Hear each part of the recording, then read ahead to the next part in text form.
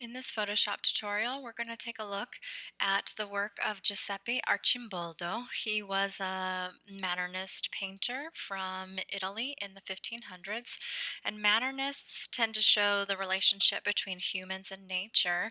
Therefore, his paintings were figures turned either three-quarters or profile, and they were made completely out of different objects like fruit and vegetables, flowers, fish, etc.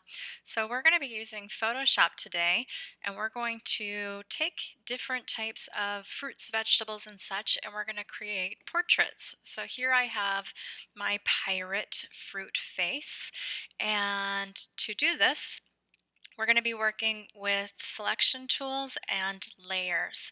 So over here I have all the different layers, and I just right click on it to be able to rename it.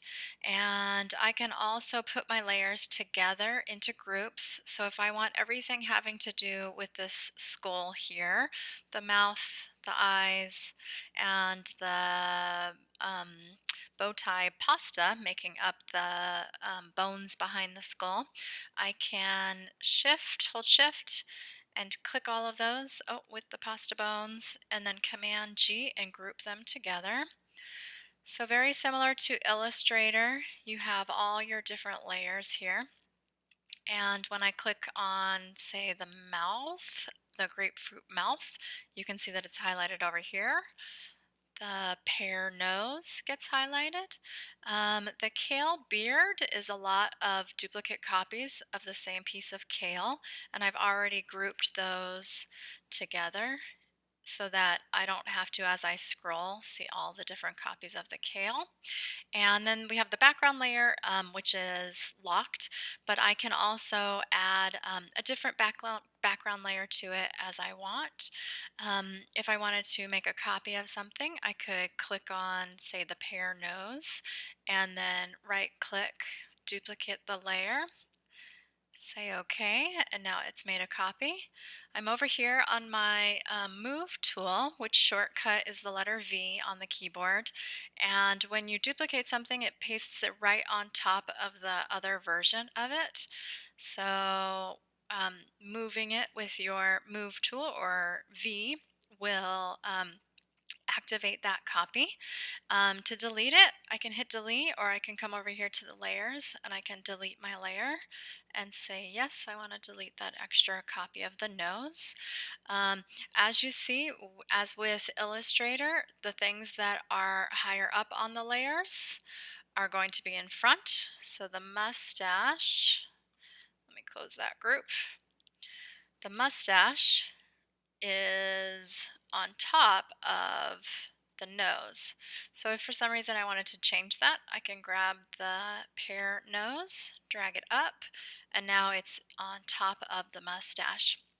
So let me show you where I got all of these different pictures of fruit.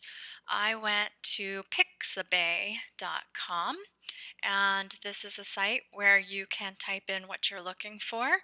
It does give you Shutterstock images on top, but scroll past those. Those are sponsored images for purchase. But down below we have free images that you can use. So and I don't know why Save Search is on, because that was a picture just a second ago of grapefruit. As you're scrolling through trying to find the image that you like, you might want to be careful as to highlights and shadows, because that can affect how something looks. And you also want to pay attention to whether something has shallow depth of field or not. For example, this picture here I really liked, looked like a smile, but when I clicked on it and it was bigger, I could see that this is out of focus. So the photographer took this with a shallow depth of field, only a portion of it's in focus. So this was not a picture I wanted to use because I didn't want part of my face to be blurred out. So this image here is better. Everything looks like it's in focus, and I can cut it out as though it's half of a piece of grapefruit. I can see over here that it is Creative Commons. I can use it for free, and I do not have to credit my source. So I'm going to click Free Download, and go ahead and choose the smallest JPEG size. You don't need it to be too large. and download the image. Now, in your student H drive, either here or you can get to it through your Earth, you're going to want to have your folder, Digital Design, and I have my Illustrator tutorials in one folder, my Photoshop tutorials in another, and then I've created a folder for my fruit face, and this is where I have dragged all my downloaded images into, and my finished PSD, my Photoshop document, is also in here.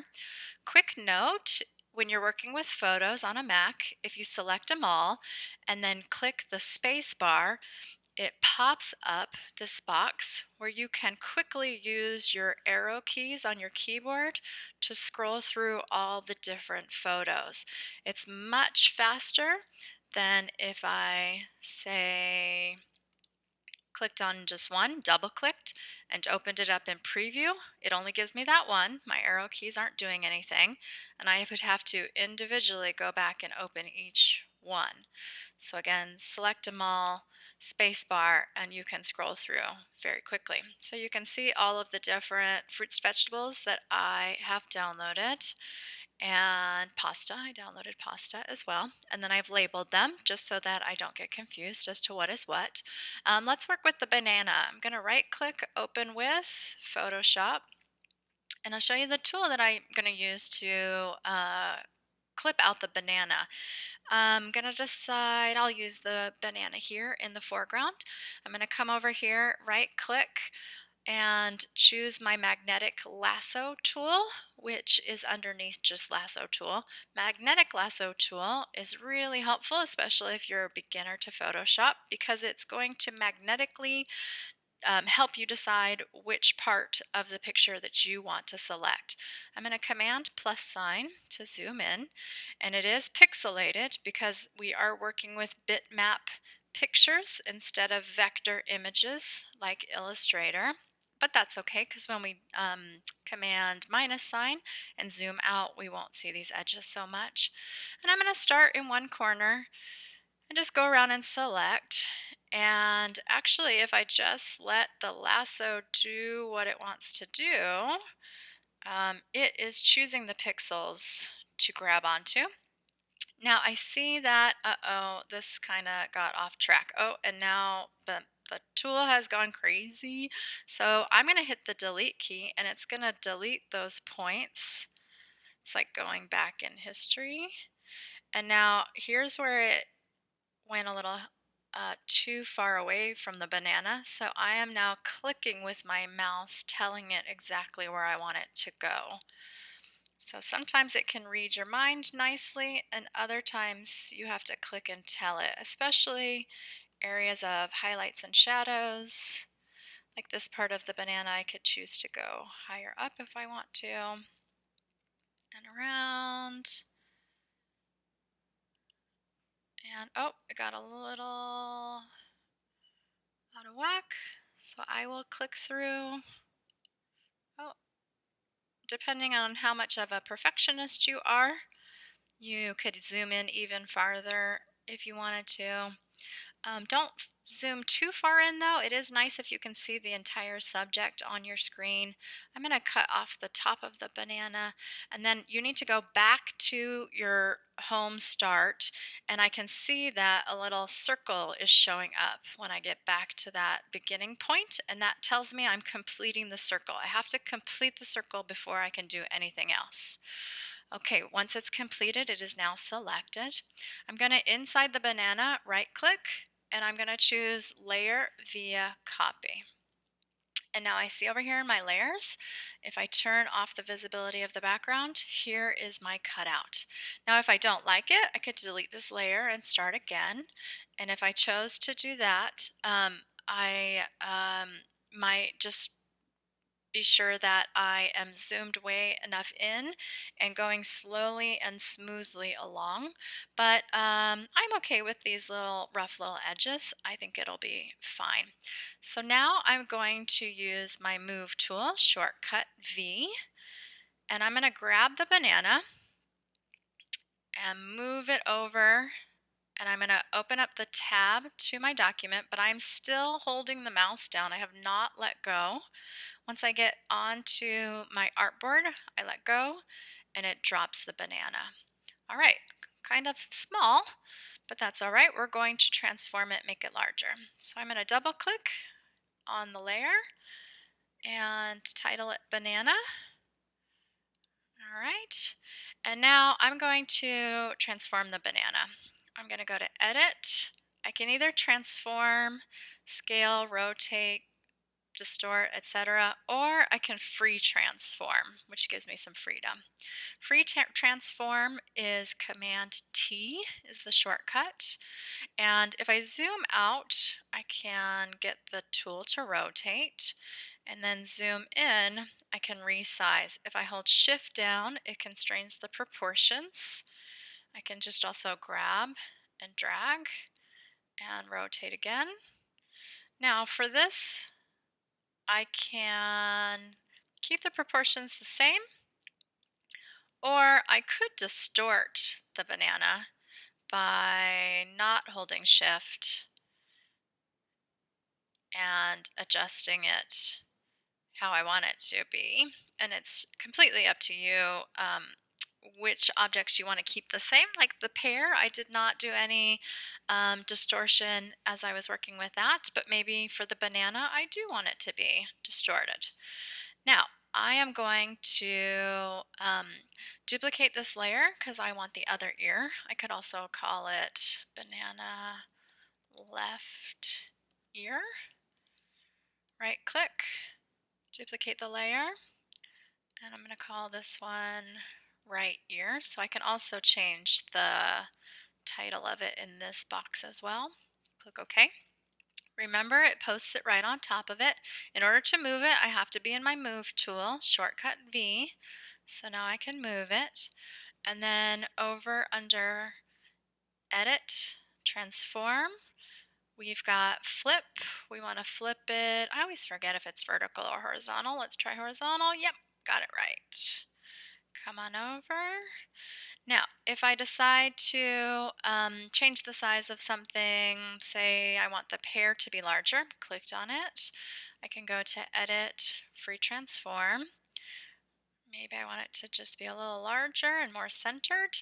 In order to accept my changes under the Transform tool, I need to either click the check mark up top to commit the transformation, or shortcut, you just hit the return key and accepts it. If I decided, let's see, go back, transform, make it larger, and then I try to click on something else, it will ask me, it will prompt me, do you want to apply it? Yes, I want to apply it. Now, Photoshop is wonderful because we also have our History tab, and we can go back in History to make any changes that we like, or we can also go forward. So use that History tab if you want to change up something that you've already done. A couple other things you can do. I noticed that in my Skull and Bones, the bow tie pasta is a little dark and it's matching my mushroom hat. So we can also make adjustments to the individual images. We can change levels, curves, exposure, turn it black and white. Let's just start with brightness. And I want it to stand out from the mushroom, so that might be a little too extreme, but I'm going to turn up the brightness and click OK. Same with the apricot eye. It is a little too similar to the cantaloupe melon, so I'm going to turn down the brightness.